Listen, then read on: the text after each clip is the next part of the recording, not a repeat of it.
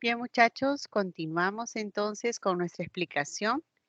A ver, ¿me confirman si se está viendo la pantalla, por favor? Espero que sí. A ver, confírmeme, ¿se ve la presentación? Hola, hola, chicos. Sí se ve, Miss. Ah, Sí ya, se ve, ok, profesora. gracias. Gracias, chicas, muchas gracias por confirmar. A veces de pronto, al momento de desactivar mi audio, también suelo dejar de presentar y bueno, quería confirmar si se veía. Les decía entonces que el acento, que es la mayor fuerza de voz que recae en una de las sílabas de la palabra, nos permite clasificar a las palabras en 4 grupos. Además, de acuerdo a las reglas generales, vamos a poder colocar la tilde, el acento ortográfico, como en el caso de la palabra cajón, porque es aguda, termina en N, le colocamos la tilde. Con eso tiene que ver el tema del día de hoy. Vamos a ver esa mayor fuerza de voz, esa intensidad con la que se pronuncia la sílaba, por ejemplo, en la palabra motivador. Está recayendo en el último lugar, ¿no? Dor, esta es la que tiene la mayor fuerza de voz. Está en la última sílaba y la palabra se llama aguda. Vamos clasificando. Turista aparece en la penúltima sílaba y en ese caso se llama palabra grave. Satírico. Esta está recayendo, a ver si contamos en este orden, última, penúltima, antepenúltima. Es una palabra esdrújula. Última, penúltima, antepenúltima y antes o anterior a la antepenúltima sílaba, y estas se llaman sobresdrújulas. Ahí están las 4 clases de palabra. ¿Y en qué momento les vamos a colocar la tilde? Ya, para eso viene la siguiente explicación. Vamos a ver las reglas generales. Tendremos entre las reglas generales en el caso de las agudas. ¿Cuándo voy a colocar tilde? Si la palabra termina en N, como por ejemplo canción. Si termina en S, compás. En vocal, sofá. Va, esa es la regla general. Va a tildarse entonces en esas terminaciones NS vocal. Perfecto, esa es la regla general. ¿Qué pasa cuando termina en grupo consonántico, ¿no? Grupo consonántico, por ejemplo, robots, tic-tac, son agudas también. No vamos a decir terminan S y le coloco tilde. No, porque no es una letra S, sino 2. Es una secuencia, es un grupo consonántico, por lo tanto se le llama, o a ese grupo consonántico no le vamos a colocar la tilde. Son palabras agudas, pero terminan en grupos consonánticos, no va con tilde. ¿Y qué pasa si tengo una palabra, por ejemplo, a ver, en el caso de la palabra feliz, la palabra maíz? A ver, ustedes me van a ayudar.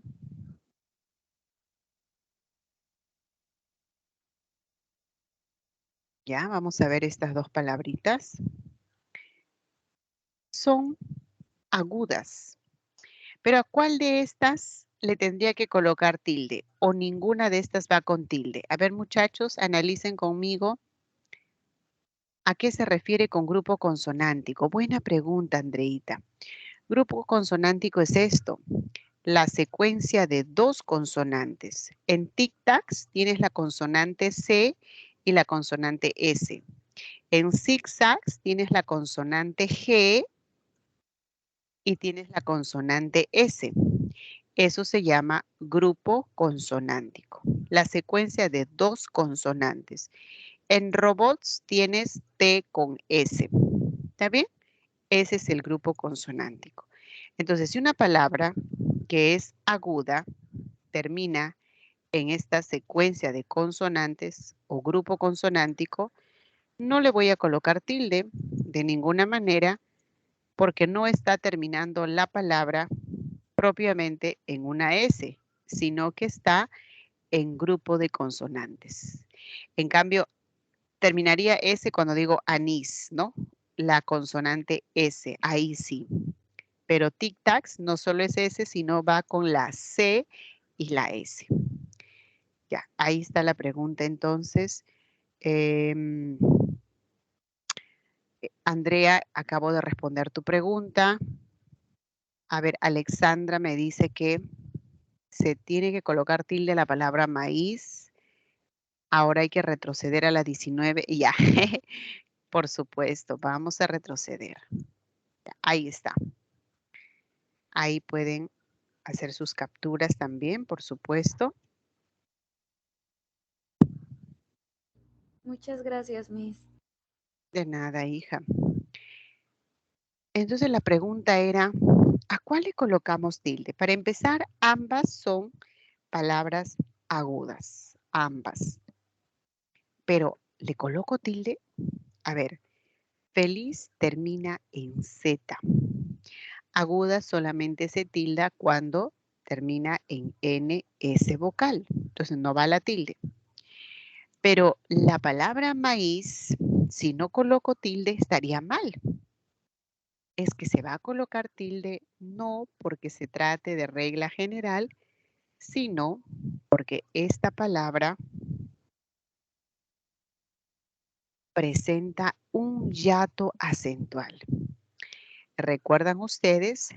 El hiato acentual implicaba la vocal abierta más la vocal cerrada y que esta, pues, la cerrada tenga que separarse de la abierta porque tiene la mayor fuerza de voz.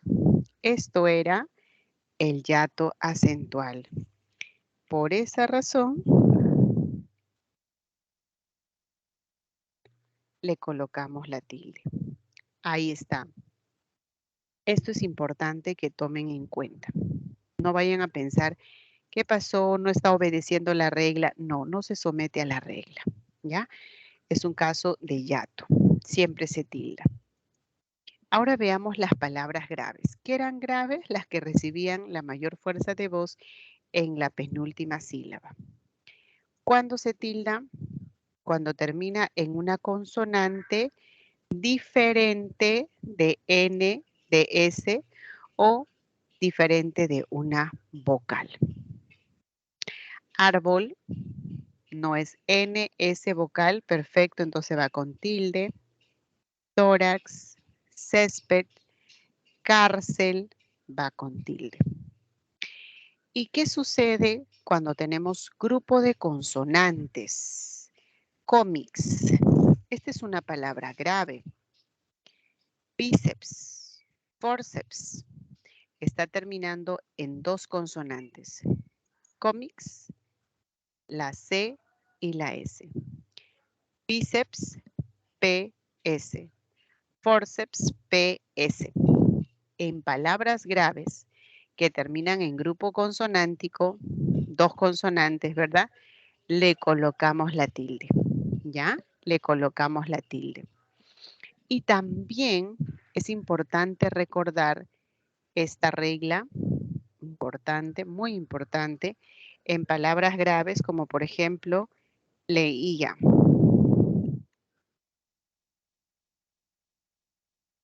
Veían.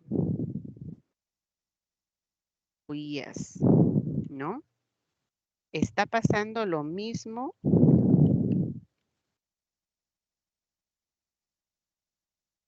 que hemos visto en las palabras agudas. Leía está terminando en vocal. Aquí termina en N, y en S. No está contradiciendo la regla. A pesar que son palabras graves, va con tilde por tratarse de hiato acentual. Bien, muchachos. Esto creo que va a ser fundamental que lo tengan presente. Ya en el caso de palabras esdrújulas y sobresdrújulas, vamos a tener libertad para colocar la tilde, no va a haber ninguna restricción, así que ustedes creo que ya tendrían todo resuelto si es que se acuerdan graves y agudas. En caso de las esdrújulas, no hay restricción. Todas las que reciben la mayor fuerza de voz en la antepenúltima sílaba se van a tildar. Exámenes se tilda. Lléveselo. A ver, ¿dónde va? Lléveselo. Ah, eso es una sobresdrújula. Pero si yo digo cántaro, pájaro, ¿no? Lingüística, cuídate. La mayor fuerza de voz está en la antepenúltima, tilde.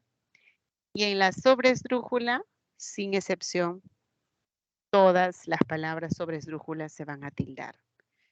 Llévatelos, entrégamelas, ¿no? Última, penúltima, antepenúltima, y es anterior a la antepenúltima sílaba. Se tilda, muchachos. ¿Ven? No hay ninguna restricción. A ver, acá hay alguna pregunta. Creo que no. Creo que no. Si hay algo, por favor, inmediatamente me comunican. Ya, entonces continúo con la acentuación en monosílabos. Ya, esto es sumamente importante. Monosílabo es que está formada la palabra por una sola sílaba. Mesa tiene 2 sílabas. Carpeta, 3 sílabas. A partir de 2 sílabas, yo puedo identificar dónde está la mayor fuerza de voz, en la última o en la penúltima sílaba, ¿no? Fácilmente puedo clasificar. Lo que significa que a los monosílabos yo no podría llamarlas agudas, no, imposible. Entonces, si yo tengo la palabra, por ejemplo, guión, no podría decir que va a ir con tilde, decir aguda termina en N, no, imposible. Solamente queda como monosílabo y si yo le voy a colocar tilde a monosílabos, será únicamente la diacrítica. ¿Eso qué quiere decir? Por ejemplo,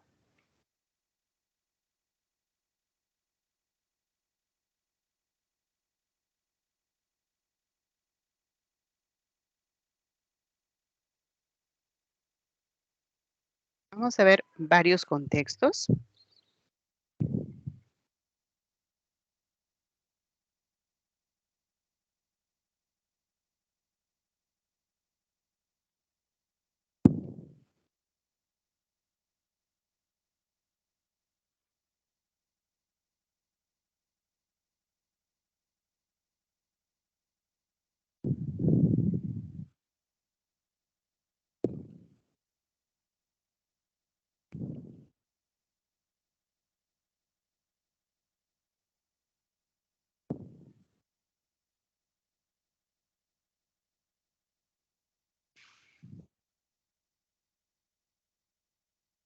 Ya, fíjense, la fe mueve montañas.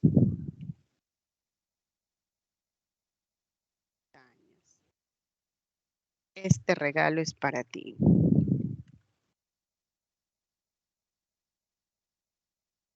Ya, fíjense, ¿ah? Entonces, cuando tenemos la palabra fe, que es un monosílabo, ti, que es un monosílabo, guión, que es un monosílabo, no hay razón alguna para colocar tilde. ¿Por qué? Repito, porque si coloco tilde, no voy a poder diferenciar otra palabra sin tilde y que sea de otra clase, de otra categoría. Me explico. ¿Qué pasa si yo a este le coloco tilde? La palabra fe es un sustantivo. Si le coloco tilde, está mal.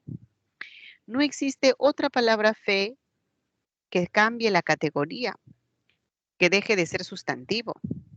En cambio, cuando decimos, para mí es importante mi familia, estas dos palabras tienen la misma forma, pero van a pertenecer a diferentes categorías.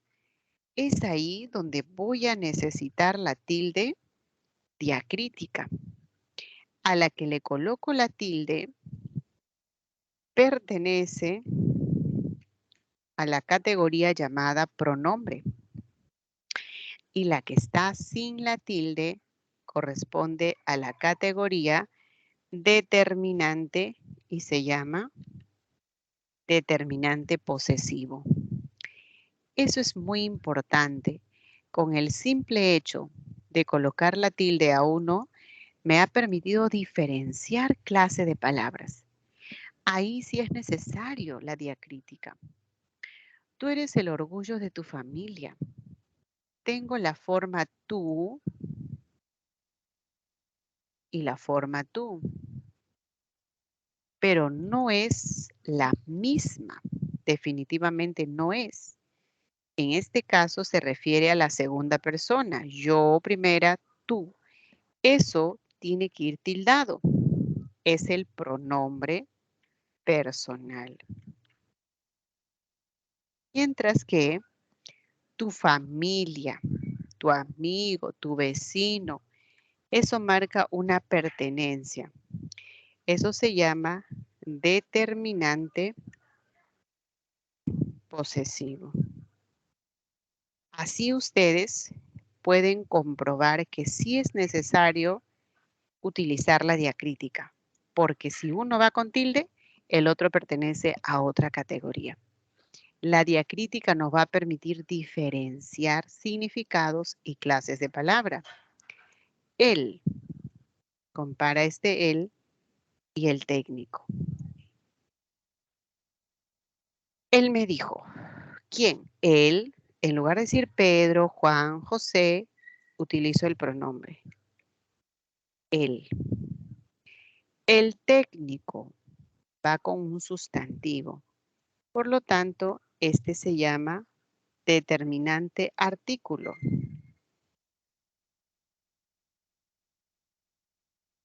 ¿Ok, muchachos? Ya está. Dicho esto, queda justificado por qué a este grupo de monosílabos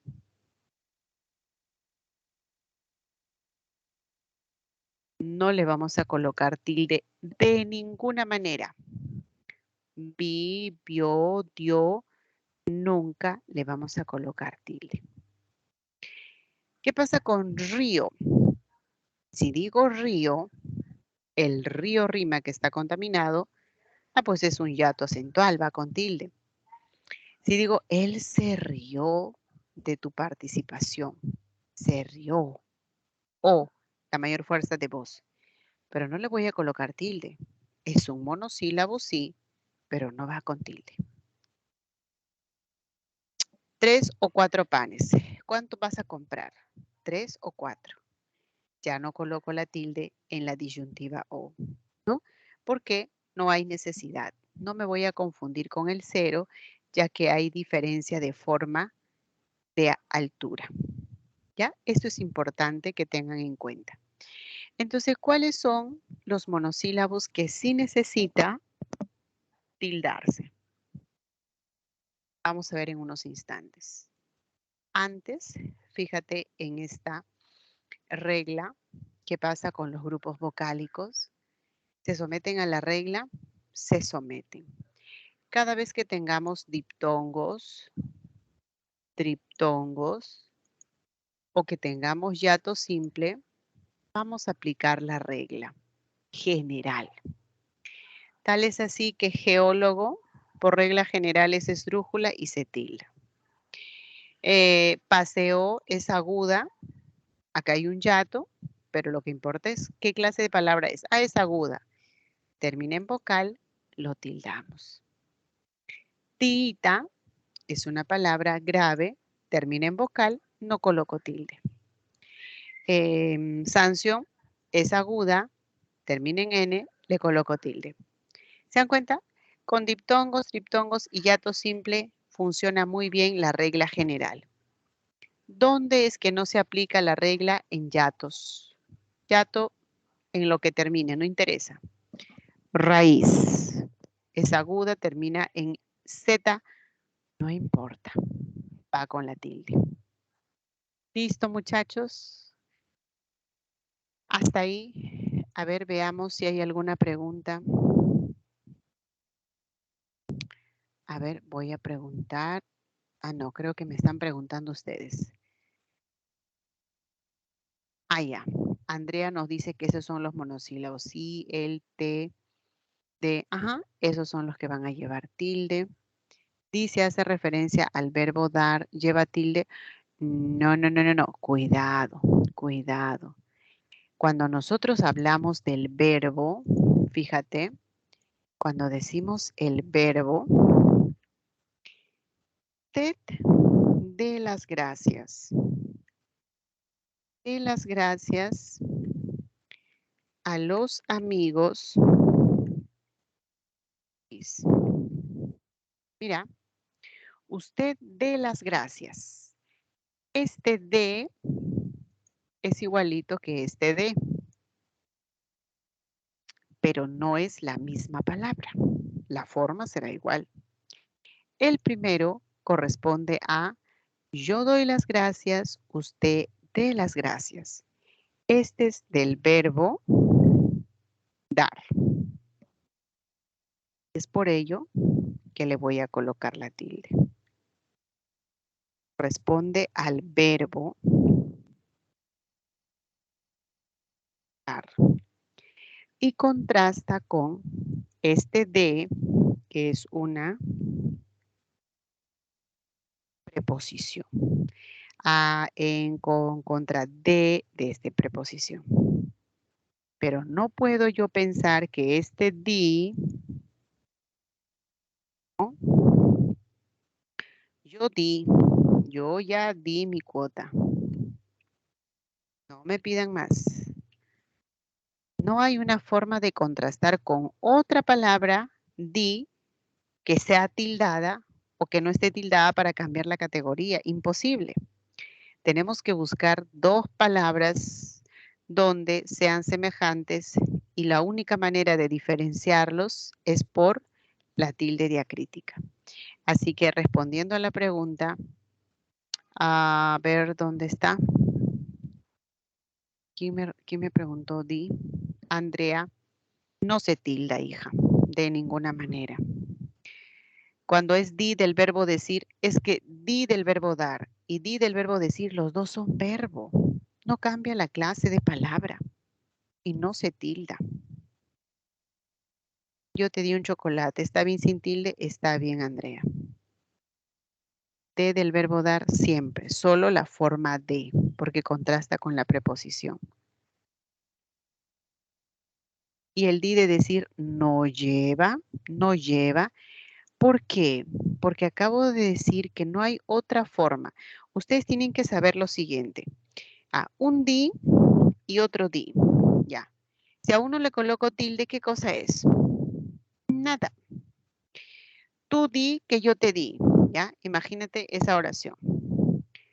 Tú di que yo te di ese regalo.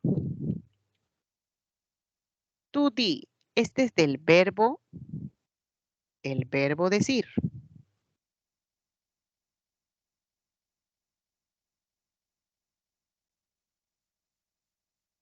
Y este di es del verbo dar. Ambos siguen siendo verbo. No ha cambiado en nada. Sigue la misma categoría. No tengo que colocar tilde.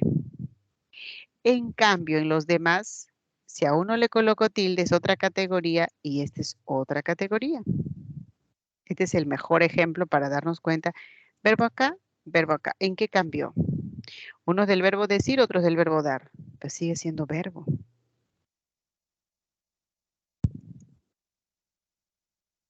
¿Ya está? Dayana, acabo de explicar, di del verbo decir, nunca lleva tilde. ¿Ok? Listo.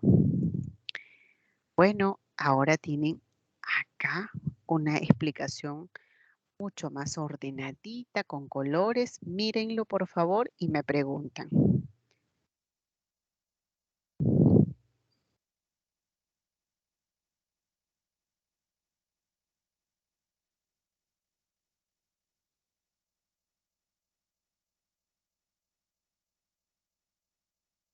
Lo que les había explicado, si se refiere a un pronombre, él, tercera persona. Tú, segunda persona, siempre va tildado.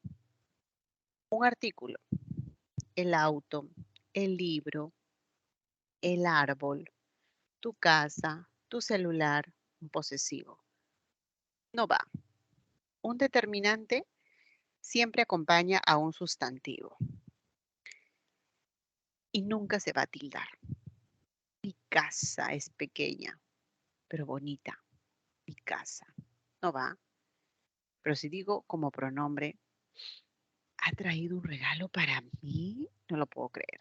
Para mí, pronombre. Le coloco tilde.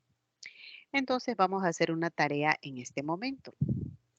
Acá están viendo los 3 monosílabos que sí necesitan tildarse. Ustedes van a crear una oración donde aparezcan los 3, sea con tilde o sin tilde, pero lo importante es que ustedes coloquen, si les parece que es un pronombre, si está funcionando como pronombre, será con tilde y si es como determinante, será sin la tilde. Quiero que ustedes, yo hice por acá solamente con 2 monosílabos, ¿no? Pero ustedes van a hacer un trabajito extra. Van a incluir 3 monosílabos. Él, tú y mí. Quiero verlo con tilde o sin tilde, ya depende de ustedes, con qué categoría funcione, con qué categoría esté trabajando. ¿Ya? Entonces sus ejemplos me envían por el chat. Voy a mirarlo en este momento.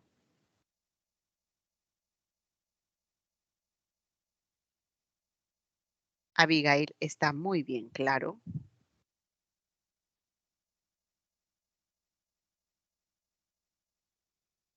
Perfecto, Rafael. Tú tenías mi cuaderno. Cielito, ahí le falta tilde a tenías por yato. El resto está bien. Irene, bien.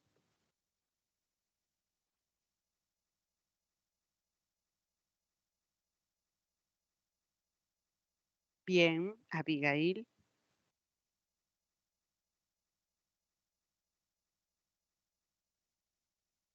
Alondra, Alexandra. Bien. Ahí solamente Alondra sería buena persona, ¿no? Tú me dijiste que tu amiga era buena persona, concordancia. Andrea, bien. Tenía mi mochila. No se olviden de colocar tilde a la palabra tenía, es un yato. María, ujú, excelente. Ya, listo. Una caja para tu vecino, ¿está bien? Belén, excelente. Perfecto. Para todos, un aplauso. Robó tu cartuchera en mi cartera. Ya está muy bien. Perfecto. Ahora vamos a ver otro grupo. Vamos a ver por acá. Ahí van a seguir trabajando. Té, té. Yo quiero un té verde, por favor. No, yo quiero un té con canela y clavo. Un té helado, un té tibio. Se refiere a la bebida, ¿no? Es el sustantivo. Pero si digo que yo te busqué, yo te llamé, yo te vi.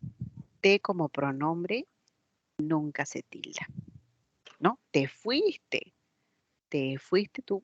tú solito, te fuiste, te sin la tilde porque es pronombre. Y cuando sea del verbo saber o del verbo ser, ahí sí, ¿no? Yo sé que ustedes van a ingresar. Verbo saber. Sé obediente a mis consejos. Sé del verbo ser. Verbo saber o verbo ser siempre será con tilde. Pero si es pronombre, ya se arrepintió, se avergonzó, se fue, se cayó. Pronombre personal, sin tilde. Y de del verbo dar, ¿no? De su colaboración, por favor, va con tilde. La casa de Inés, preposición, va sin la tilde. Ya está, mis amigos. Listo, listo. Ahora sí. Ustedes, por supuesto, van a hacer la siguiente tarea. Otra vez, empleando esos monosílabos.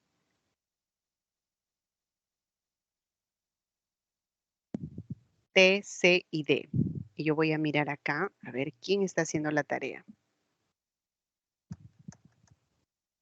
Ujú. Ya sé que él vendrá. A ver, esa oración no se me escapa. Eh, él tiene que estar con tilde, porque es un pronombre, no se olviden.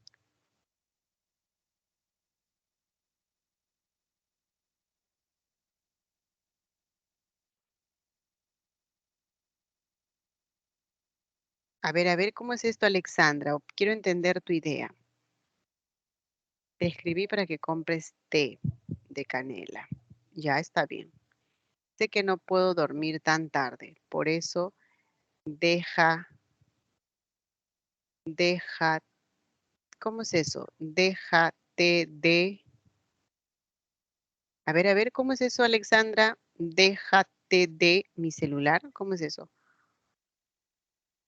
Pues aléjate de mi celular. ¿Mm? Si es de mi celular, ese de tiene que ser sin la tilde. Aléjate de mi celular.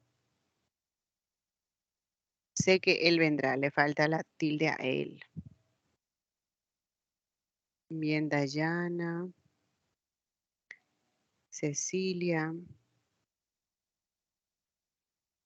ya está Rafael, muy bien.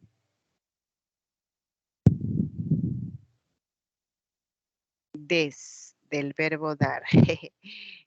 No, mi querida Abigail. Es que tienes que ver que sean las formas iguales. Un de y otro de. Pero des, con qué se va a contrastar? No lleva tilde, preciosa. ¿Ah? No, no, no, no. Des,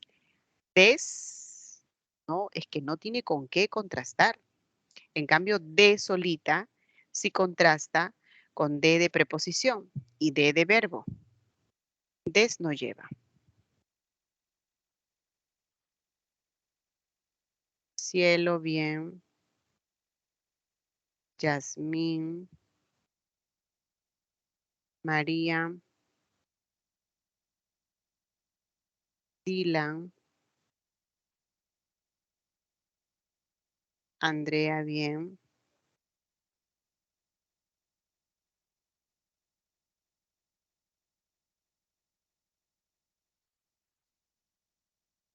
Allá, acá me han enviado la forma qué cosa quería decir. Sé que no puedo dormir tan tarde, por eso deja que te dé. Ah, ya, ahora sí, que te dé. Ujú. Muy bien, Alexandra.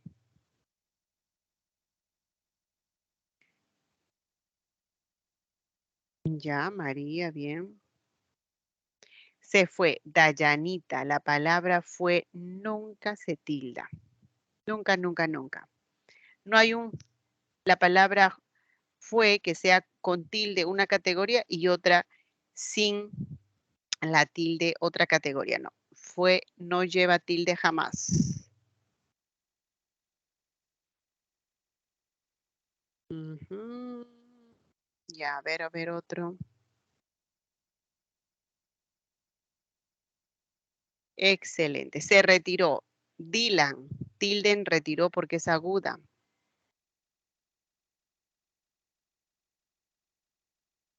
Ya, a ver. Estábamos. Estábamos, ya. Así que tal vez se escribe separado. Le dé unos minutos más para regresar a mi casa. Oh, excelente. José te escribe, ahí está el té. Listo, muchachos. Perfecto. 20 para todos.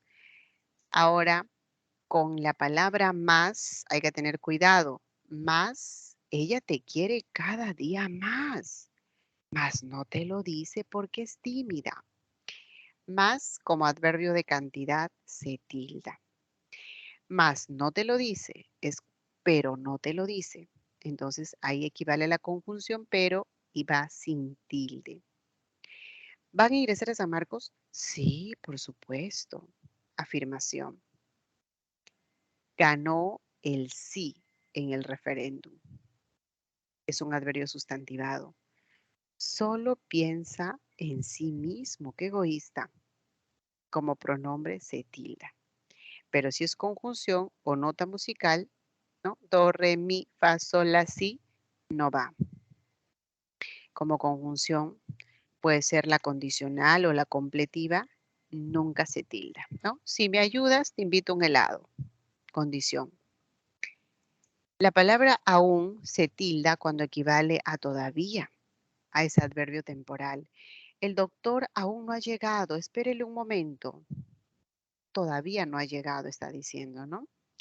Y se tilda aún cuando es equivalente a incluso, hasta. Aún sus amigos lo han defraudado.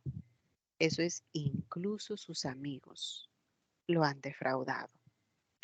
Chicos, voy a acelerar un poquito porque ya nos vamos acercando a la parte final. Luego va a haber ejercicios para que ustedes practiquen. Cuando se trata de pronombres interrogativos y exclamativos, siempre le vamos a colocar tilde. ¿Qué, quién? ¿Qué hiciste? ¿Quién te llamó? ¿Cuál es tu proyecto? ¿Dónde trabajas? Siempre con tilde, si son pronombres interrogativos o exclamativos, ¿no? ¿Cuánto has cambiado, pelona? ¡Qué alegría verte!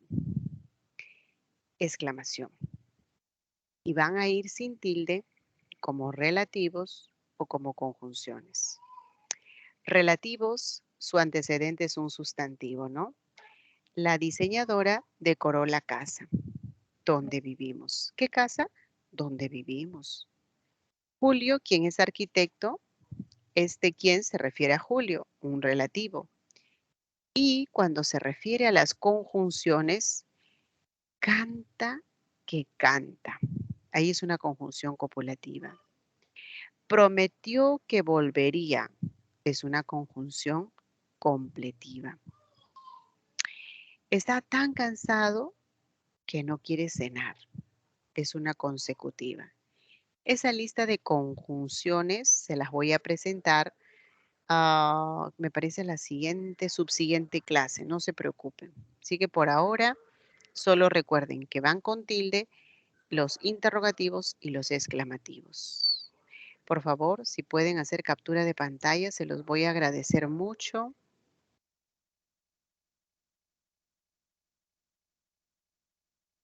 Ya está. Y ahora quiero hablarles, ya aquí estaba la captura, ¿no? Para que nadie se quede sin la información.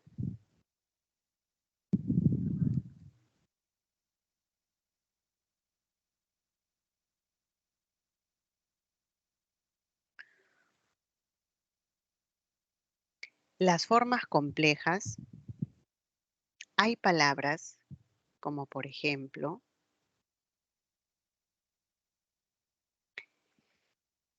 Decimos 22, que viene de la palabra 20 más 2. Al momento de escribir en una sola, 22. Y lo hago con tilde, porque esta palabra 22 es aguda. Tengo que fijarme dónde recae la fuerza de voz. Portalámparas.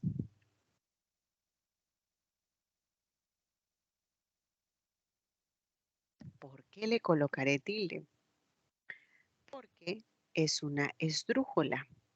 Agudas y esdrújulas siempre se van a tildar. Agudas terminadas en S y esdrújulas, ¿no? No obedece a ninguna regla porque siempre, no tengo que fijarme en qué termina, eso quiero decir, ¿no? Eso es lo que pasa con esas palabras sin el guión. Y cuando están con el guión, te fijas en cada uno. Árabe se tilda porque es esdrújula, israelí porque es aguda, académico porque es esdrújula, profesional es aguda, profesional, no lleva. ¿Qué pasa cuando las palabras terminan en mente? Hábilmente, felizmente, amablemente. Amable no lleva tilde. Y si le añado mente, se queda como estaba. Fácil lleva tilde. Es un adjetivo. Le añado mente, sí, tiene que estar con la tilde porque conserva la forma original. Con verbos, to más elas. Es esdrújula. Pero si decimos dime, grave, termina en vocal, no lleva tilde. ¿Ya? Esos son con pronombres enclíticos. Los pronombres son los que van, los enclíticos son los que van después del verbo, ¿no? Acá se, las, me son pronombres enclíticos.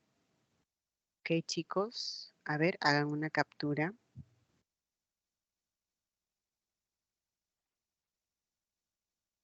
Listo.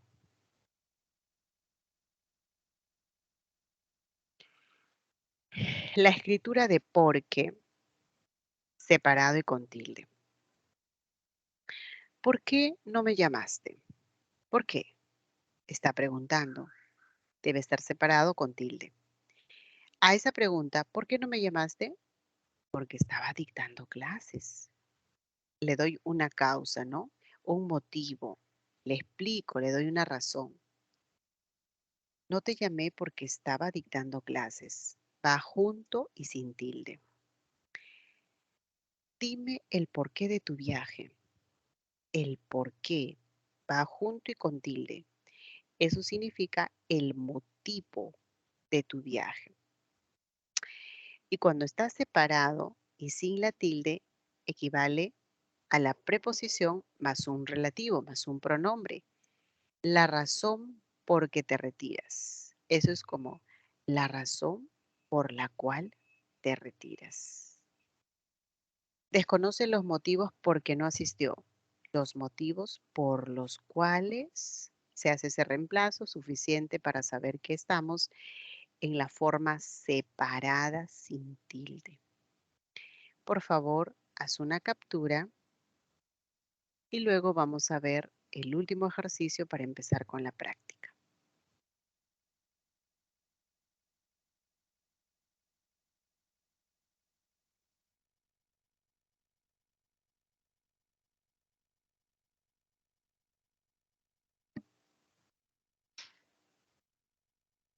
Bueno, hay palabras, Andrea, que de por sí tienen que presentarse su escritura con el guión, ¿no? Por ejemplo, teórico práctico, lógico matemático. Esa es su escritura. Son dos adjetivos unidos por el guión. Y hay casos en que no vamos a necesitar el guión y va a formar una palabra compuesta como décimo séptimo, o la palabra corta uñas, o la palabra portavasos, en una sola palabra sin el guión, y ahí aplicamos la regla dónde está la mayor fuerza de voz para que a eso le coloquemos. ¿Y qué es una proposición? Una proposición es una idea que no tiene autonomía, proposición, ¿no? Puede ser una proposición coordinada o una proposición subordinada. Canta y baila. Canta es proposición y baila proposición. No sé si ello me estás preguntando o me estás preguntando por preposición, es otra cosa. Preposiciones son clases de palabra. A es preposición, en preposición, con, de son preposiciones. Palabras invariables que funcionan como nexos subordinantes. ¿A cuál te refieres? Listo, ahora vamos con este ejercicio. A ver, coloquemos la tilde donde requiere.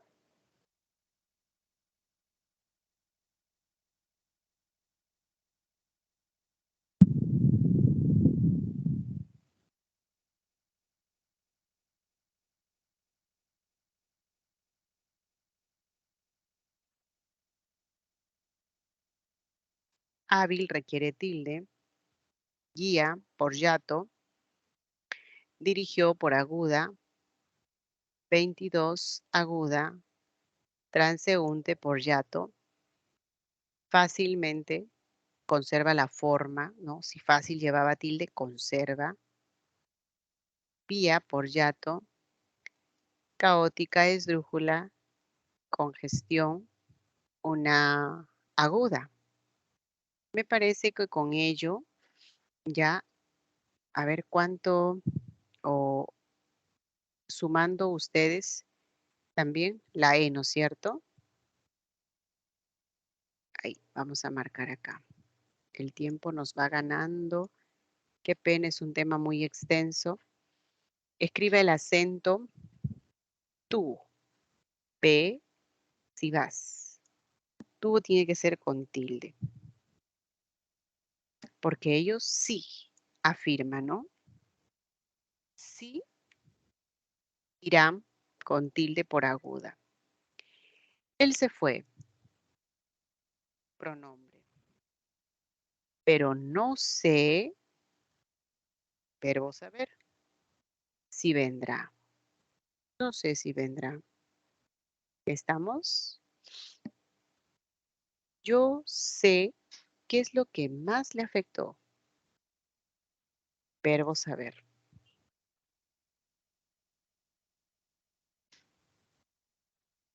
Yo sé que con tilde.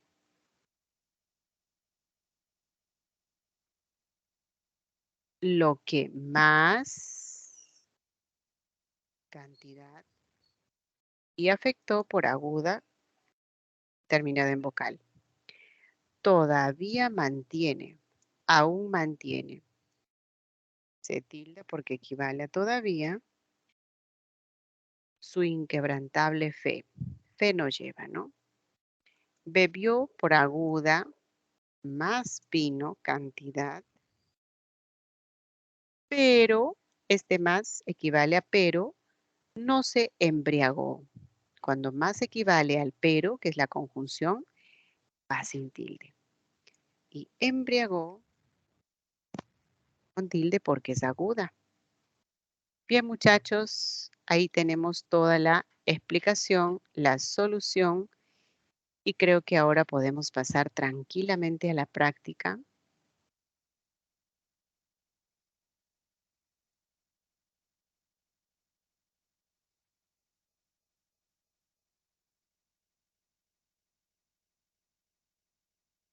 Bien, muchachos, ahí tienen un minutito para que ustedes avancen. 4, 6, 9 y 10. 4 preguntas seleccionadas.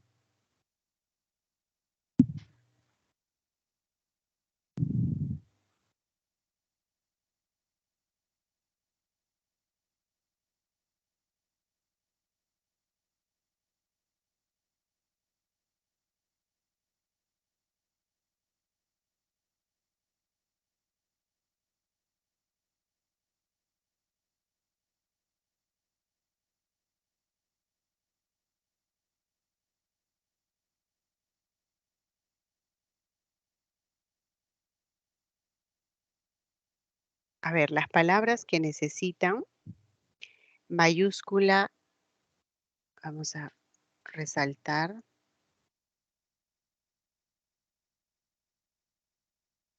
Minos, Creta, mar Mediterráneo, mar es genérico, Mediterráneo sí va con mayúscula, con la ayuda de Poseidón. Nada más. Así que la clave en la 4 es la A. Hay 4 palabras que requieren mayúscula. A ver, Jacinto de la Torre, error con D, porque está el nombre Jacinto, D tiene que ser minúscula. Museo de la Nación, eso está perfecto. Fernando Lamar, la, ¿no? Ahí faltó, tiene que ser mayúscula. Un artículo, ahí empieza el apellido y también intercultural, ¿no? Ese es el error porque es nombre de la asignatura, tiene que ser mayúscula. Entonces, la clave es, correcto, la 2 y la 4.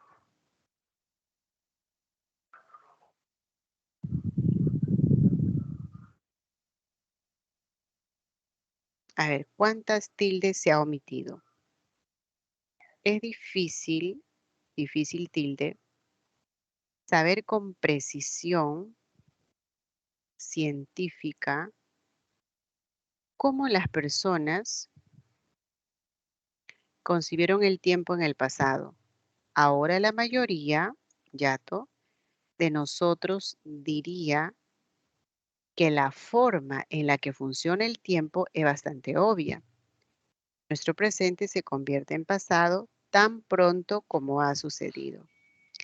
Según tilde, ¿en qué parte del mundo vivas? Verás las estaciones ir y venir. En la 9 la clave es la C.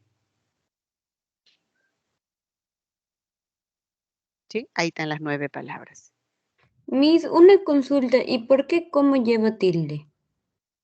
Es difícil saber con qué precisión, es difícil saber con qué precisión científica cómo las personas, es que este sería, es difícil saber esto, cómo las personas, ese énfasis es un pronombre interrogativo.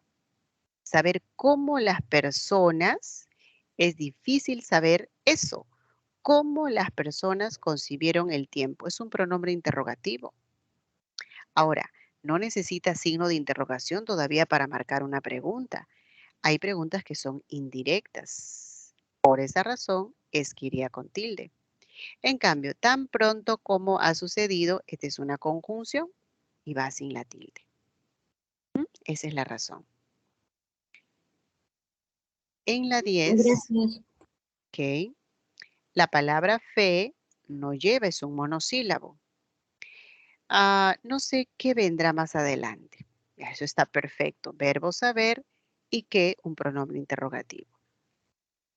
Si hay presupuesto, sí, viajaremos. Perfecto, es una afirmación. A ti nunca lleva tilde porque es un monosílabo que no contrasta con otra palabra ti que tenga que estar sin tilde y que cambie la categoría. Sigue siendo pronombre. Jóvenes, gracias por su atención. Ahora sí me retiro. Que tengan un bonito día. Hasta luego. Hasta luego, Miss. Gracias. Chao, Miss.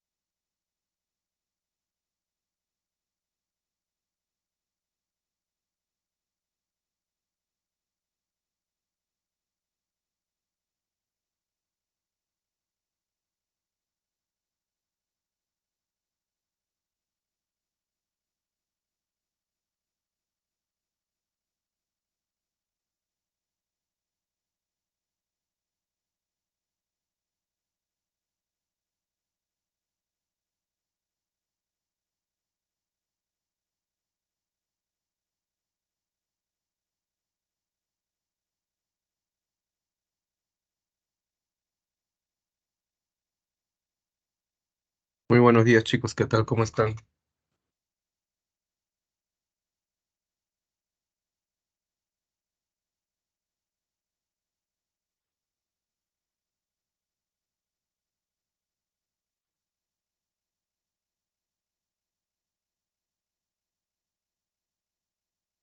¿Me confirma si se puede apreciar la diapositiva? Y para poder comenzar.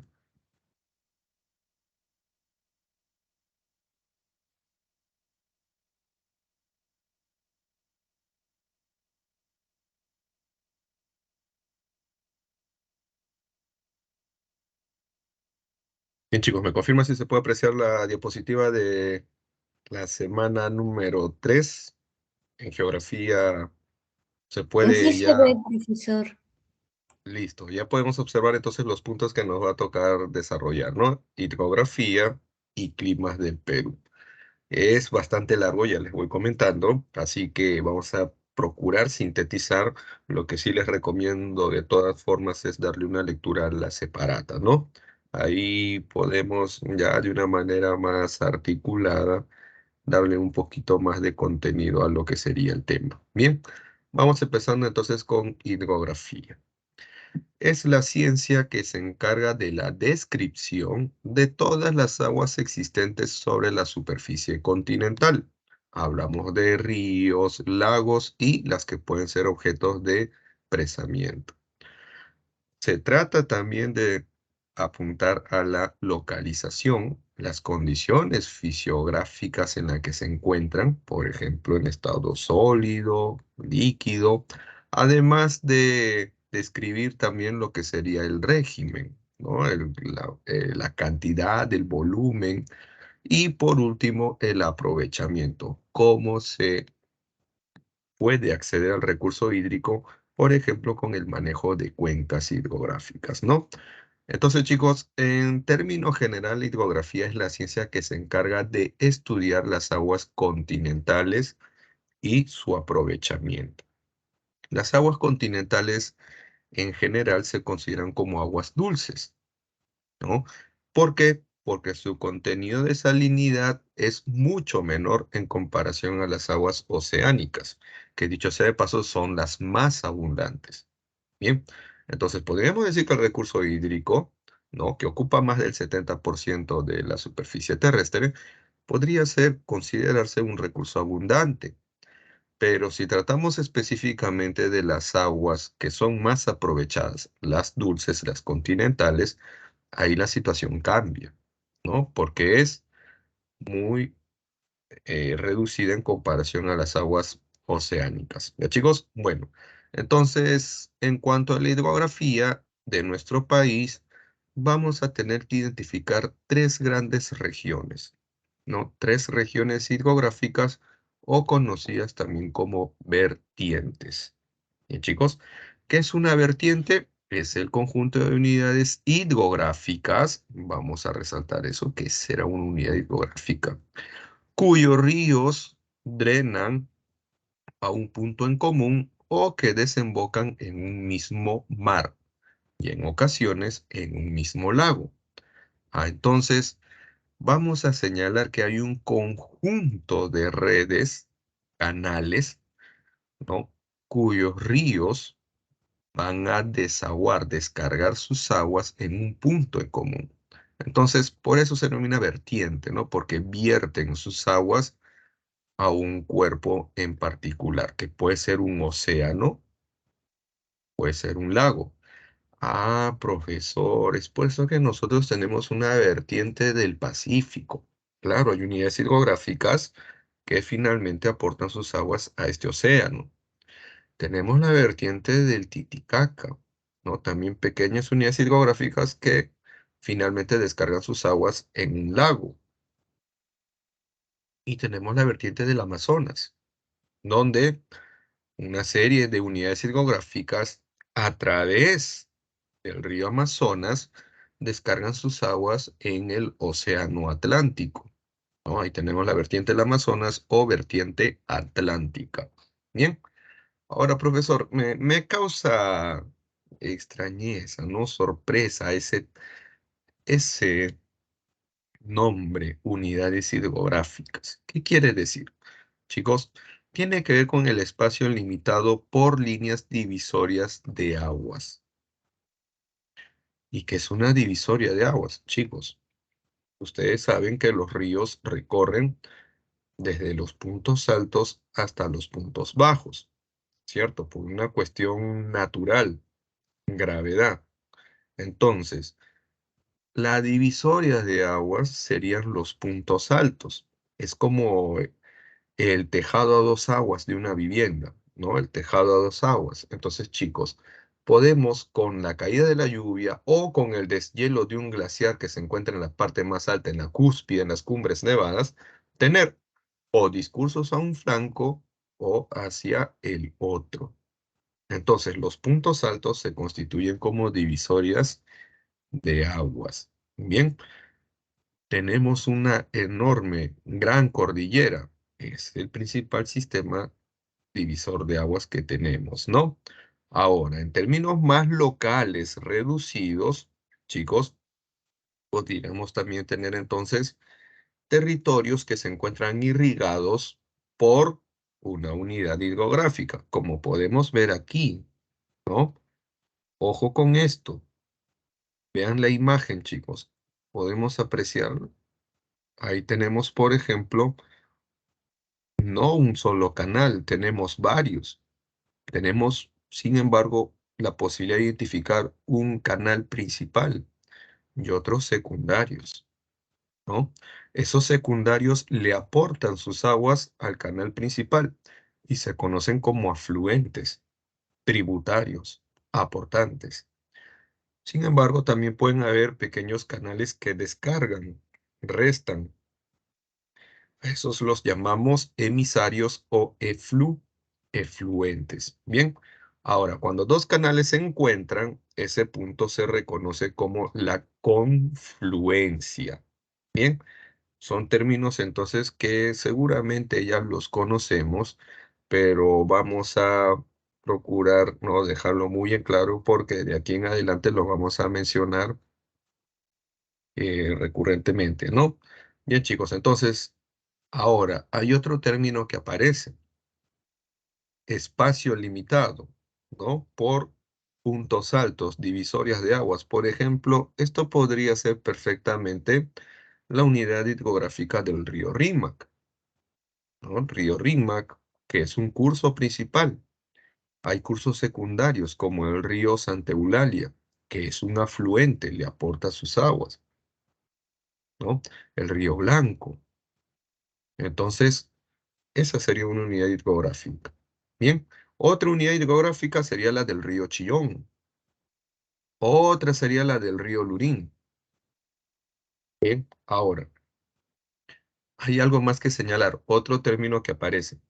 El territorio irrigado que más allá del recurso agua, contempla también la presencia de otros recursos, ¿no? Pero todo en función al recurso hídrico. Por ejemplo, los pastos, humedales, bosques, etcétera, etcétera.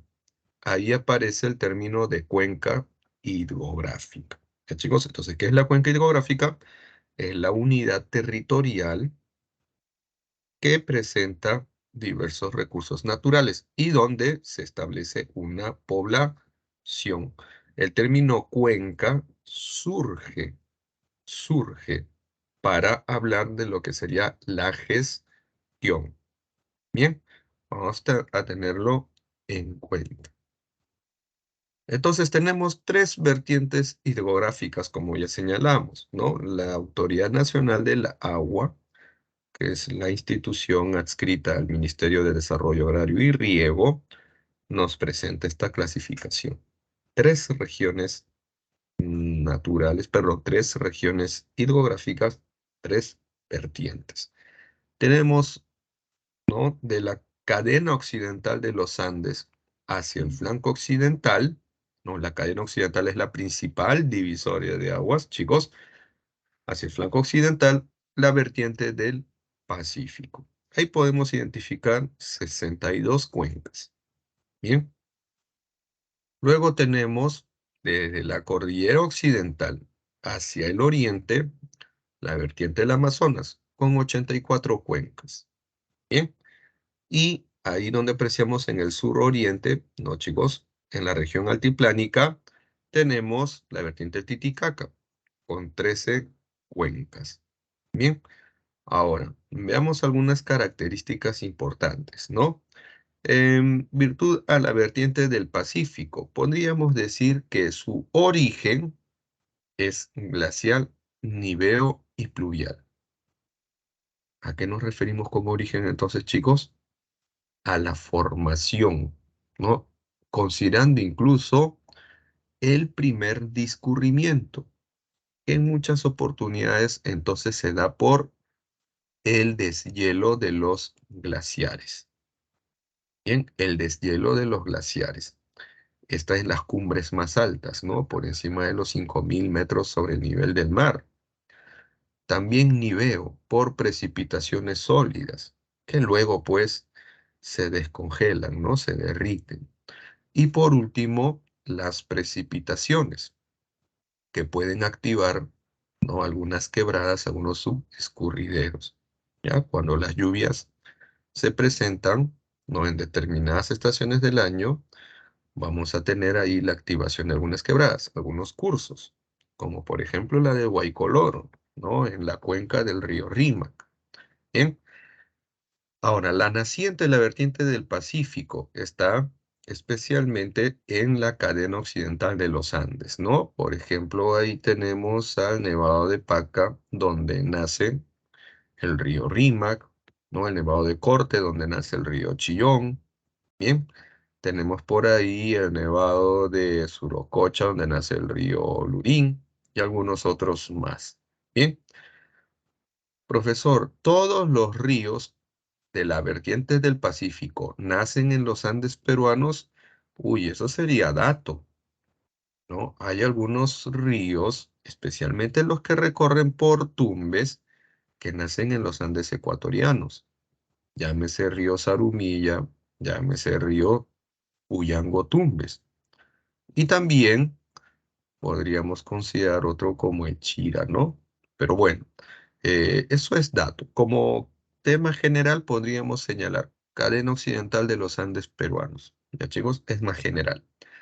Cuencas son exorreicas. Bien, profe, ¿qué quiere decir eso de exo? Chicos, exógeno, exterior. Una cuenca es exorreica cuando la unidad hidrográfica logra expulsar, ¿no? Sacar el agua continental hacia el océano.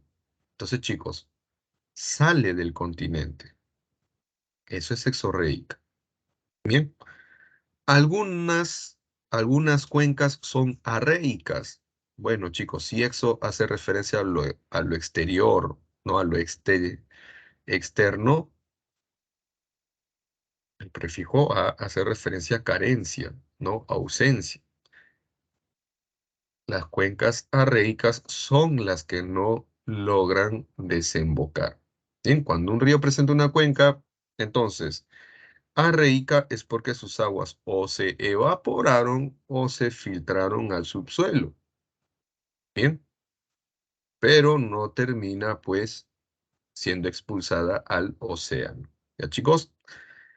El cauce es especialmente rocoso. El curso, la distancia, es de corto recorrido. Bien, cortos recorridos.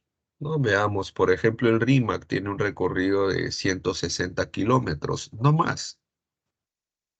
Es corto si lo comparamos con los ríos amazónicos, por ejemplo, ¿no? Que tienen un recorrido que prácticamente quintuplica, ¿no? Eso. Bueno, ¿qué más podríamos señalar como característica? El régimen. Son ríos de régimen irregular. ¿Qué quiere decir eso, profesor? El régimen quiere decir que el caudal varía. Bien, ojo, todo río en el mundo varía su caudal. Profesor, ¿y a qué se refiere con caudal? Al volumen de agua que transporta. Sabrán ustedes que hay ríos que transportan abundante agua, por ejemplo el Amazonas, que es considerado el más caudaloso del mundo, ¿no? Pero hay otros que tienen un caudal muy pobre. Bueno, todo río, hasta el Amazonas, varía su caudal, pero la cuestión es que algunos varían drásticamente y otros, bueno, tienen una variación menor. Los ríos que varían drásticamente es porque son muy susceptibles, ¿no? Son sensibles a la estacionalidad de las precipitaciones. Y eso ocurre con los ríos de la vertiente del Pacífico, que se cargan particularmente cuando se dan las lluvias en la región andina. Chicos, ¿en qué estación llueve en la región andina? ¿Mm? ¿En qué estación llueve más? ¿En el verano? ¿Otoño? ¿Invierno? ¿Primavera? En la región andina, chicos, llueve en la estación de verano. En estas semanas, por ejemplo. Estamos en verano, estamos en la estación de lluvias. Es ahí entonces cuando estos ríos de la vertiente del Pacífico, cuyo recorrido inicial está en los Altos Andes, es decir, en la región andina, chicos, se van a ir cargando y ya llegan al llano de la costa con un mayor caudal. Como hay una enorme variación, entonces, se conocen como ríos de régimen irregular. La brecha, según la estación del caudal, es bastante drástica, ¿no? Tenemos un periodo muy marcado de crecida y un periodo muy marcado de estiaje. Bien, bueno, en cuanto a lo que es el caudal, ya señalamos que es poco, es pobre.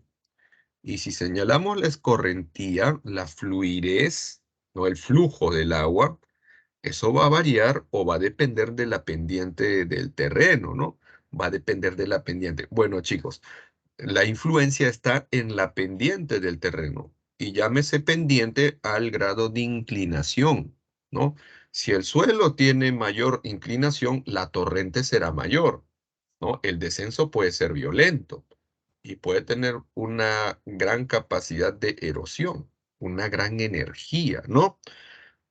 Gran dinámica. Sin embargo, si el terreno es suavemente, chicos, tiene suave pendiente, el flujo, el transporte del agua, del caudal, será más tranquilo, será menos torrentoso. Entonces, torrente tiene que ver con fluidez, ¿no? Bueno, estos ríos señalemos entonces que son bastante torrentosos. Vean ustedes, ¿no? Decíamos, el río Rímac, 160 kilómetros de recorrido. En 160 kilómetros desciende desde los 5.000 metros sobre el nivel del mar hasta el litoral. Claramente vemos que el recorrido es estrecho, por lo tanto tiene alta pendiente y tiene una gran capacidad de erosión, ¿no? Bueno, en conclusión, los ríos de esta vertiente, ¿se podrán navegar? ¿Qué creen ustedes, chicos? ¿Los ríos de esta No vertiente se se podrán puede. navegar? No se puede, ¿no? Es muy accidentado, profesor. Usted está mencionando que tienen poco caudal para empezar. Gran parte del año parecen chorritos nada más, ¿no? Subescurrideros. Y aparte que es muy violenta la caída. Profesor, pero, siempre hay un pero, ¿no? Hay una excepción a la regla. Chicos, hay un río que sí se puede navegar. Solo uno. Solo uno. ¿Cuál será ese río, profesor? Se encuentra en el norte y en su parte baja es donde se puede navegar, es decir, en sus kilómetros finales. Justamente por ahí es donde ya en la parte final aparecen los manglares, ¿no? ¿Saben de qué río estamos hablando? ¿Tumbes? Ese es el río Tumbes, ¿no? Muy bien, chicos. Es el único que se puede navegar, pero en su parte final. Bien. ¿Por qué, profesor? Ah, porque tiene un poco más de caudal. Nace en una región que es más lluviosa, nace en el Ecuador, como señalamos, ¿no? Y aparte, la llanura de la costa en esta parte, no sé si lo pueden apreciar por Piura, es un tanto más amplia, ¿no? Entonces ya el transporte es más tranquilo y por ahí es donde se podría navegar. Pero es la excepción a lo que nosotros podríamos considerar una regla, ¿no? Que estos ríos no son navegables. Bien, vamos a mencionar ahora lo referente a la vertiente del Amazonas. A ver, chicos, su origen también es glaciar niveo pluvial, ¿no? Profe, ¿y lacustre? Claro que sí, ¿no? También nacen en algunos glaciares altoandinos, ¿bien? Pero que de alguna manera su origen tiene que ver especialmente, chicos, con los glaciares, ¿bien? El deshielo. Ahora, no es un secreto, ¿no? Que en la Amazonía llueve muchísimo más. Es por eso que se cargan muchísimo más, ¿no? Bueno, si hablamos de naciente, así, chicos, puntos claves, veamos. Es por los nudos de Pasco y los nudos de Vilcanota. Cuando nosotros trabajamos relieve, tal vez un tanto, chicos, rápido, ¿no? Señalamos lo que es el relieve de la región andina y mencionamos que predomina, ¿no? El más importante accidente es la cordillera de los Andes y que la cordillera de los Andes es un sistema de muchas cadenas montañosas y estas cadenas convergen en puntos que vamos a llamar nudos. En el departamento de Pasco vemos cómo se reúnen cadenas montañosas, ¿no? Ahí tenemos el famoso nudo de Pasco, entonces. Y en el departamento de Cusco, muy cerca al departamento de Puno, tenemos otro nudo, que es el de Pasco. Entonces, en estos nudos, donde también hay, pues, reservas glaciares, chicos, se va a desarrollar el deshielo, ¿no? Y se van a formar cursos, ríos, que van a recorrer entre las cadenas montañosas, ¿no? Es por eso que nosotros vemos valles en forma de V. Bien, ahí están los ríos recorriendo por las cavidades, ¿no? Por los puntos bajos. Bien, entonces, destaquemos esos dos puntos como los principales escenarios donde nacen los ríos de esta vertiente, como por ejemplo, ¿cuáles, profesor? El Marañón que nace por el nudo de Pasco, ahí la cordillera de Raura, ¿ya, chicos? Inicia su recorrido hacia el norte, entre la cadena occidental y oriental, ¿no? Ahí el Marañón, que es el más interdepartamental de nuestro país, ¿no? Recorre Pasco, Huánuco, la Sierra de la Libertad, ¿no? Cajamarca, Amazonas, Loreto, todo eso va recorriendo, chicos, lo que sería el Marañón. A ver si le ponemos un poco de zoom. Ahí pueden apreciar al Marañón. Ah, muy bien. Por aquí está el nudo de Pasco, entonces, ¿no? Vemos al Marañón y por el otro lado está el Guayaga, que también nace por el nudo de Pasco, pero entre la cadena oriental y subandina, ¿no? Dicho sea de paso, el Guayaga se encuentra con el Marañón después. El Guayaga es un afluente para el Marañón, le otorga sus aguas. ¿Bien? Ahora, por ahí también, por el mismo nudo de Pasco, vemos que se forma otro recorrido, pero hacia el sur. Este no está con su nombre, pero es el río Mantaro, ¿no? Que recorre la parte final de Pasco, pero sobre todo Junín, Huancavelica. Ese es el río Marañón. Otro río por aquí, aunque no se aprecia, no estaría, ¿no? Sería el río Perené, que se va por la selva central, ¿no? Oxapampa, Chanchamayo, toda esa región. Bien, ahora, por el sur, mencionábamos por aquí, ¿no? El nudo de Vilcanota. En sus inmediaciones nace el río Apurímac. También nace el río Ucayali. Estos ríos con recorrido hacia el norte. Por eso mencionamos esos puntos como importantes, ¿ya chicos? Bien, en cuanto a la naturaleza de la cuenca, los ríos del Amazonas también son exorreicos, profesor, pero desembocan en el río Amazonas. Ah, pero es el río Amazonas el que finalmente descarga las aguas continentales al océano. Es decir, logra salir, logra expulsar. Hablamos de una cuenca exorreica. Bien, el cauce es rocoso arenoso, rocoso especialmente en la región andina. Ya, chicos, incluso podríamos considerar la selva alta, pero cuando ya se encuentra en el llano amazónico o en la llanura, chicos, de la Amazonía, ahí la situación cambia, ¿no? Es irregular, muchos sedimentos, ¿no? Finas partículas, ahí es donde podríamos reconocer lo arenoso, arcilloso, ¿no? Incluso limoso. Bien, en cuanto al recorrido, es bastante largo, se puede apreciar. El río más largo en nuestro país, ojo, es el Ucayali. Un momentito, profesor.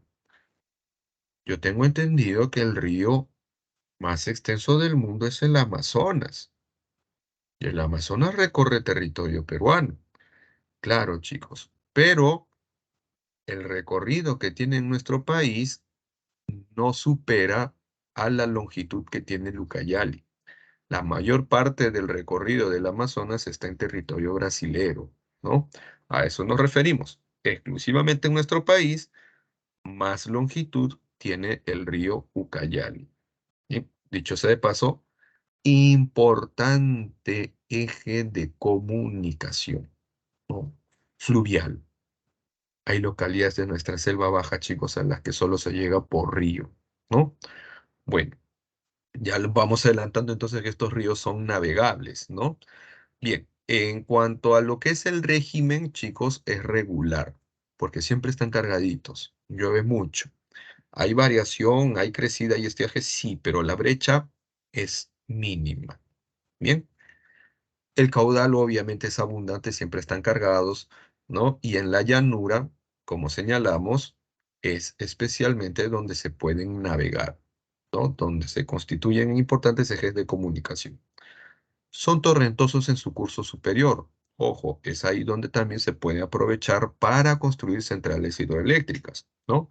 Así como los tenemos en la vertiente del Pacífico, ¿no? Tenemos centrales hidroeléctricas como la de Gallito Ciego, ¿no? Aprovechando las aguas del Jiquetepeque, Guayaca, aprovechando las aguas del Río Santa, ¿no? En la cuenca del Rímac tenemos el mayor número de centrales hidroeléctricas por río, ¿no? Tenemos ahí en la cuenca del Rímac, Barba Blanca, Huinco, Moyopampa, Huampaní, muchísimas, ¿no? Bueno, en el caso de la vertiente del Amazonas también tenemos centrales hidroeléctricas con un enorme, enorme potencial, como por ejemplo Santiago Antúnez de Mayolo, que aprovecha las aguas del Mantaro. Ojo, está en la región andina, donde es torrentoso, bien torrentoso. Otros ríos son el Inambari, por ejemplo, ¿no? Bien, chicos. Es ahí entonces donde pueden favorecer la generación de energía hidroeléctrica, ¿no? En el curso alto, donde son torrentosos, ya que en la parte media baja es más tranquilo el recorrido y ahí se puede justamente navegar. Bien, chicos, eso para señalar entonces como característica importante. Vamos a la vertiente del Titicaca, algo rapidísimo, chicos. Vemos aquí, ¿no? El origen glacial y pluvial. Bien. Ojo con eso. Deshielo. La cordillera del Caravaggio y las cadenas de conos volcánicos. Bien. Ahí tenemos la referencia también para su naciente, ¿no? Estas cordilleras. Es una cuenca endorreica. Ah, aquí sí, ¿no? Endo quiere decir interior. Bien, interior. Acá los ríos desembocan en un lago. Ojo, tienen desembocadura, pero permanecen en el interior del continente. Por eso son endorreicas. El cauce es rocoso, es plenamente andino, íntegramente andino. Lo mencionamos aquí. Son de corto recorrido, ¿no? Longitud breve, y también son muy irregulares, ¿no? También dependerán de las lluvias de verano. ¿Ya, chicos? Es ahí entonces donde podemos apreciar una gran brecha entre la creciente, que es donde tenemos el mayor caudal, y el estiaje en la estación de invierno, ¿no? Donde tenemos el menor caudal. Bien, en cuanto, perdón, a la torrente, son relativamente torrentosos en la pendiente, ¿no? Porque es alta pendiente aún, aunque reconocemos el altiplano. Bueno, vamos a ver los principales ríos por vertiente. A ver, chicos, aquí, especialmente en la vertiente hidrográfica del Pacífico, destacamos infraestructura. Ya sabemos que finalmente la llanura de la costa es predominantemente desértica. Ah, entonces el agua de los ríos para con sus valles es fundamental. Por eso se ha procedido a represar, ¿no? A tratar de garantizar la disponibilidad de agua durante todo el año. Bien, porque teníamos ríos como por ejemplo el Chira, el Piura, que en el verano se cargan, chicos, tanto, tanto, pero que después es pobre. ¿Qué es lo que pasaba? Que todas esas aguas que caían en el verano finalmente se perdían en en el mar. Ah, entonces para la agricultura hay que gestionar, ¿no? Infraestructura. Ahí tenemos las principales obras de irrigación. Bien, bueno, eso ya ustedes lo podrán ver con más detalle, chicos, dándole una repasada. Bien, aquí en cuanto a la vertiente hidrográfica del Amazonas, vamos a identificar las principales unidades, ¿no? Veíamos mencionados, por ejemplo, el Marañón, aquí de color mostaza, ¿no? Ahí está todo el territorio, chicos, que se encuentra drenado por este sistema, ¿no? El Marañón. Vean ustedes que acá tenemos sus afluentes. Por el margen izquierda tenemos al Morona, el Pastaza, el Tigre. Esos ríos vienen desde Ecuador, ¿no? Por la margen derecha tenemos al río Guayaga, que ya sabemos nace en nuestro país, ¿no? Tenemos pequeños ríos como el Samiria también. Bien. Luego tenemos otra unidad muy importante que es la del Ucayali.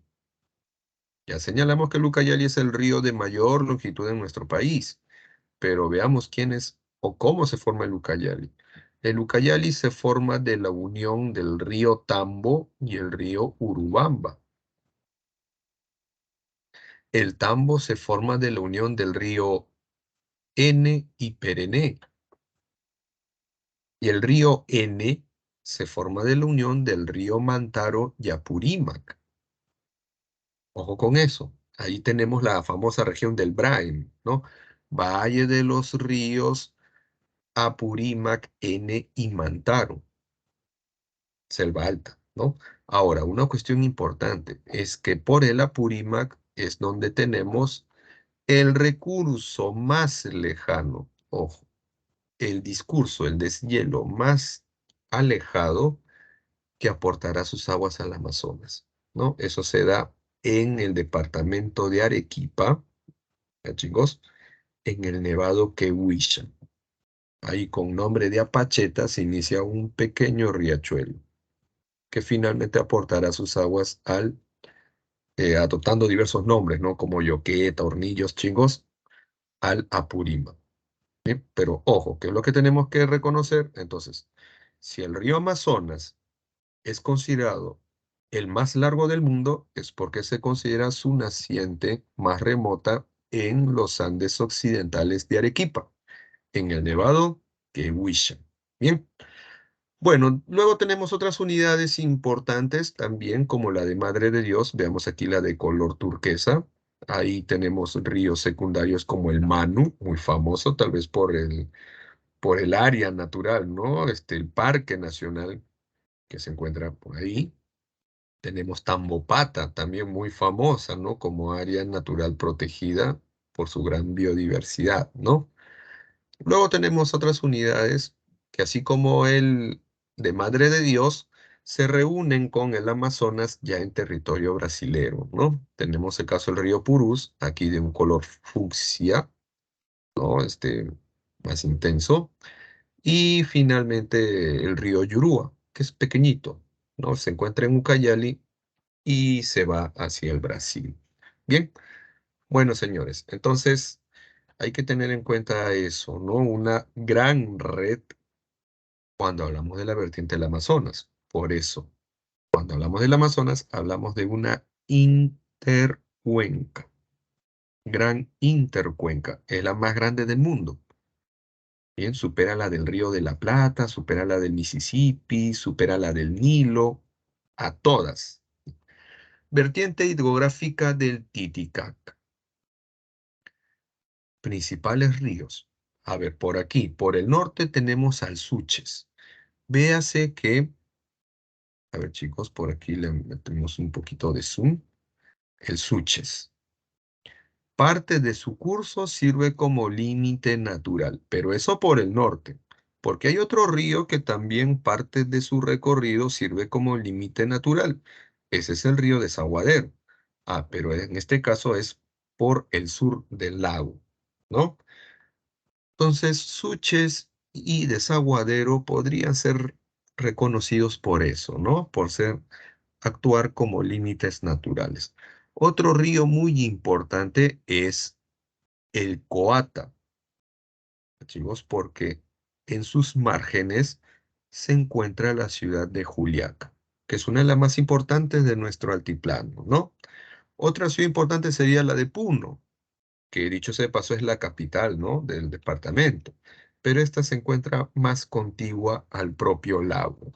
Bien, bueno, algo más en cuanto a las características de la vertiente, chicos, no nos olvidemos que es un sistema cerrado, mediterráneo, radial. Los ríos tienen, al desembocar en el lago, se podría considerar que es un sistema radial circular. Bien, que no solo tiene presencia en nuestro país, sino también en Bolivia. De hecho, este río del sur que nosotros mencionamos, Desaguadero, tiene su nombre porque se encarga de descargar, desagua, se lleva aguas del río, del lago Titicaca, perdón, hacia un pequeño lago en Bolivia que se llama Popó. Bien, por eso se llama desaguadero. Es un efluente. No aporta, sino descarga aguas. Bien, bueno chicos, vamos ahora con lo que sería el mar peruano. ¿Qué tenemos por aquí? Se dice que el mar peruano es bastante rico, ¿no? Uno de los más importantes en cuanto a riqueza hidrobiológica de esta parte del Pacífico y a nivel mundial.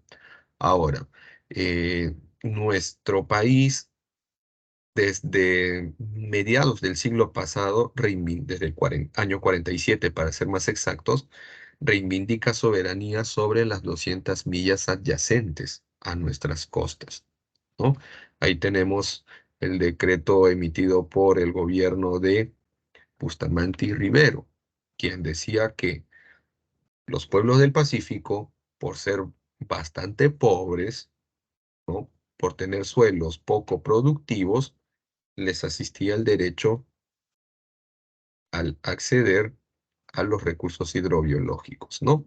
Y consideraba las 200 millas como entonces un acto de compensación. además también de preservación de toda la fauna, las riquezas hidrobiológicas. Bien, bueno, eso es un pequeño acote que podríamos considerar histórico. Pero en cuanto a las características del mar peruano, a ver chicos, más allá de las áreas, las dimensiones, vamos a reconocer dos regiones muy importantes. Veamos por aquí nuestro mapita, a ver si se puede apreciar. Chicos, vemos en el mar peruano dos flechas, dos sistemas de corrientes. Bien, tenemos una de color rojo que va a tener influencia en la zona norte de nuestro mar peruano. Y hay entonces otros sistemas que influyen en lo que sería la zona centro y sur, ¿no? Región central meridional.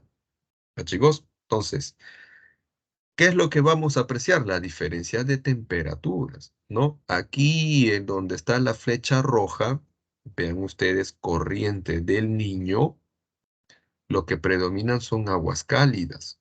Por la posición latitudinal, se encuentra cerca al Ecuador. Bien, por ahí es donde se desenvuelve, por el Ecuador. Frente a las costas peruanas tiene un recorrido de norte a sur. Bien, y luego de color azul tenemos la corriente peruana, que se puede subdividir en dos subcorrientes.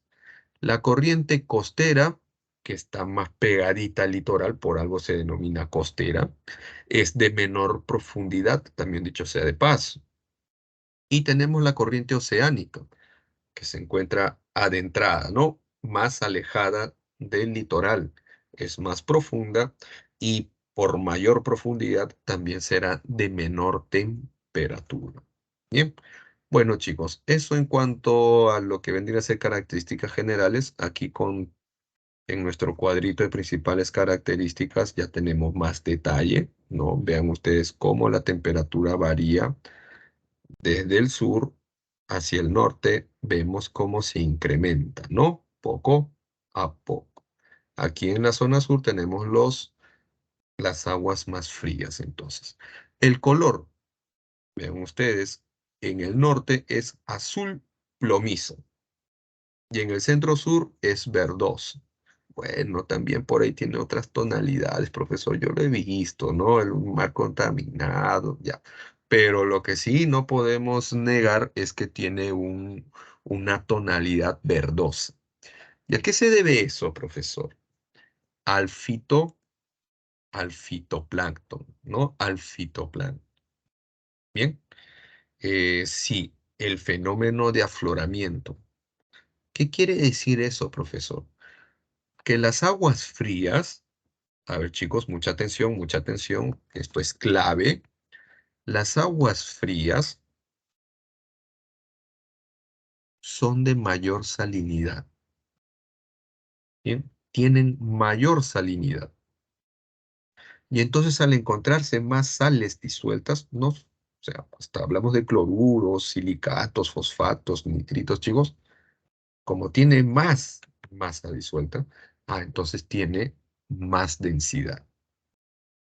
Bien, son aguas de mayor densidad. Y con baja temperatura y gran densidad tienen una alta viscosidad. Y eso favorece la flotabilidad del fitoplancton, ¿no? El fitoplancton se queda en las aguas superficiales. Bien, ahí muy próximo. Y es entonces donde se inicia la cadena trófica y vamos a tener pues sardinas, anchovetas y todo lo demás. Ahora la pregunta es, para favorecer esto, ¿qué es lo que ha tenido que ocurrir? A ver, chicos, ustedes saben que las sales o los solutos, ¿no? Por gravedad, tienden a ir a las partes bajas.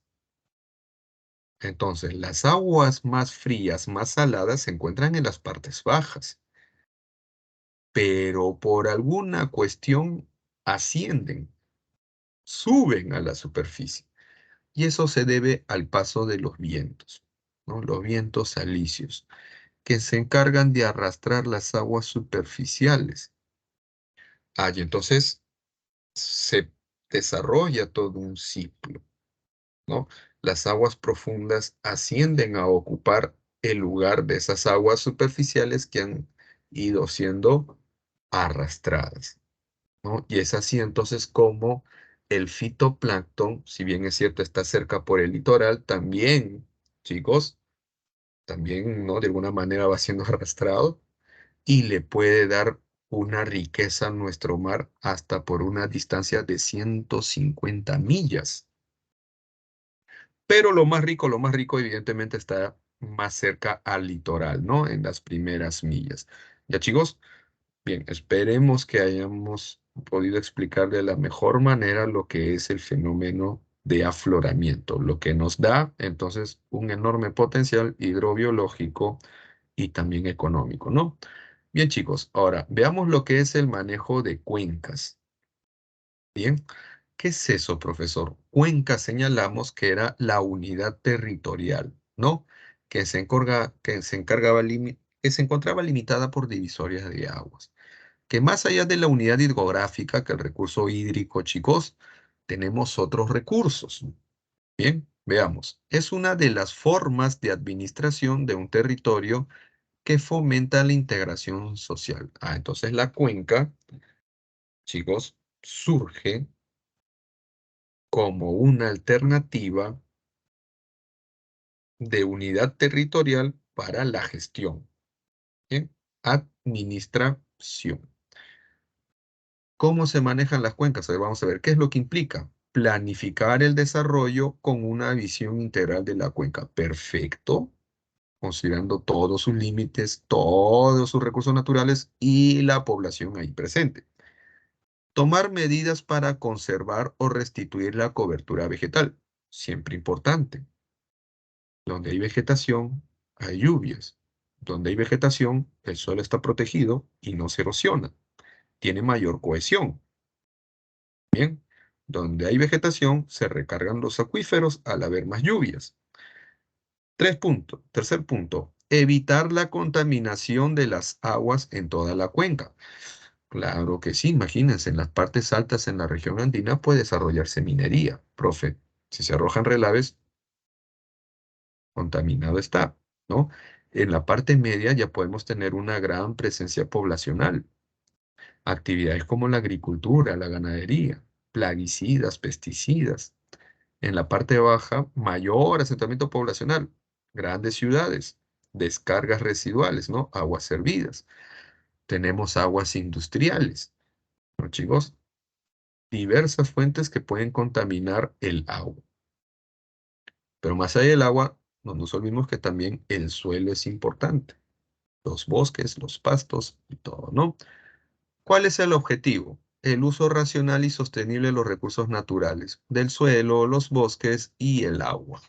Bien, todo esto entonces en el marco del desarrollo sostenible. Un crecimiento económico con bienestar social y protección medioambiental. Ahora, chicos, la gestión, el manejo de cuencas también tiene que ver con, más allá, garantizar los recursos para la población, que puede, por ejemplo, implicar una seguridad alimentaria. Chicos, también buscar la seguridad de la población, considerando que podrían presentarse desastres, ¿no? Algunos desastres naturales. Por ejemplo, ¿qué ocurre aquí si llueve demasiado? Llueve más de lo usual. ¿Ah? Profesor, ahí en las laderas, ¿no? Claro, si hay estribaciones, quebradas, el suelo se puede desestabilizar y vamos a tener huaicos. Claro, en la tierra pierde cohesión, chicos, y cede por gravedad, se va a las partes bajas. Si la gente construyó en las quebradas, profesor, vamos a tener damnificados.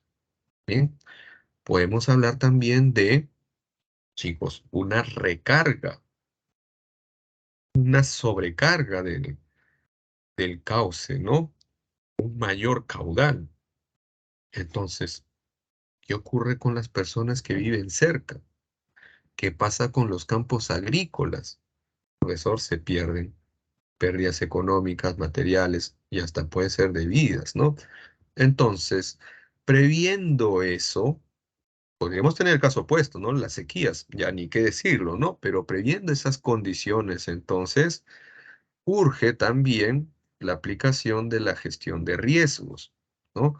Que es la anticipación a los desastres, es decir, tomar las medidas adecuadas para prevenir o mitigar las consecuencias de cualquier fenómeno natural. Ojo, mitigar quiere decir que el impacto no sea tan alto, porque daños de todas maneras pueden producirse, ¿no? Ahora, la gestión de riesgo tiene tres componentes, ¿no? El prospectivo, correctivo y reactivo. Chicos, explicarlos con mucho detalle nos demandaría mucho tiempo, pero lo que sí podríamos señalar es lo siguiente. ¿Qué es un riesgo? Un riesgo es un escenario probable, ¿bien? Que implica, chicos, lamentablemente, hasta pérdida de vidas, ¿no? Pérdidas materiales, servicios colapsados, etcétera, etcétera. Ahora, ese escenario de riesgo se puede estimar porque hablamos de probabilidades. Ahora, a partir de la estimación y lo real, un diagnóstico, se proceden a tomar medidas. Lo prospectivo apunta a evitar que se formen nuevos escenarios de riesgo. Por ejemplo, que aquí en la cuenca la gente ya no construya en las márgenes de los ríos, ¿no? En los 400 metros contiguos, no. Porque esa vivienda será vulnerable, se encontrará en un nuevo escenario de riesgo. No construir en las quebradas. Bien, esto sería lo prospectivo, evitar nuevos escenarios de riesgo. Ahora, lamentablemente ya existen varios escenarios de riesgo. Entonces, es lo que hacemos. Vamos a buscar corregir, ¿no? Pasamos de prevenir a mitigar, ¿no? Por ejemplo, vamos a reforzar la infraestructura. Tal vez podemos reubicar a la población. Bien, entonces, eso es lo correctivo. Y lo reactivo tiene que ver con la reacción, la capacidad de respuesta. Desarrollar capacidades en la población, como por ejemplo para evacuar. Para eso se tienen que desarrollar simulacros, profesor. Claro que si no, esa es la capacidad de respuesta. Bien, bueno chicos, la mitigación de desastres entonces se puede lograr con ordenamiento territorial, la estabilización de laderas para que los huaicos pues no nos sorprendan, ¿no? Definición de zonas no habitables, a esto como parte del ordenamiento territorial, para evitar nuevos escenarios de riesgo, ¿no? Construcción de presas reguladoras, ahí para, chicos, poder dosificar el flujo del agua, ¿no? También se pueden construir canales para desestresar el río, ¿no? El curso principal, reubicación de viviendas, limpieza y descolmatación, claro, porque muchas veces se arrojan residuos sólidos, ¿no? Incluso desmonte. Entonces, con maquinaria retirar, descolmatar, ¿no? Un río está colmado. Chicos, cuando decimos que ya nos han colmado la paciencia, por ejemplo, cuando ya pues están llegando a nuestros límites, ¿no? Entonces, descolmatar es descargar, ampliar la capacidad del río. Bien, chicos, vamos por aquí ahora con los climas rápidamente. Una diferencia, tiempo atmosférico y clima. Clima tiene que ver con una cuestión más estable, a diferencia del tiempo atmosférico. Vean ustedes, el tiempo atmosférico indica el estado de la atmósfera en un momento determinado en una localidad particular. Claro, por ejemplo, en la ciudad de Lima,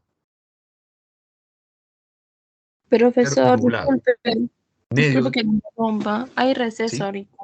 Ah, ¿hasta qué hora? 12:10, ¿no? Sí, Sí, chicos. Perdón. Vamos a tomar la pausa entonces y volvemos.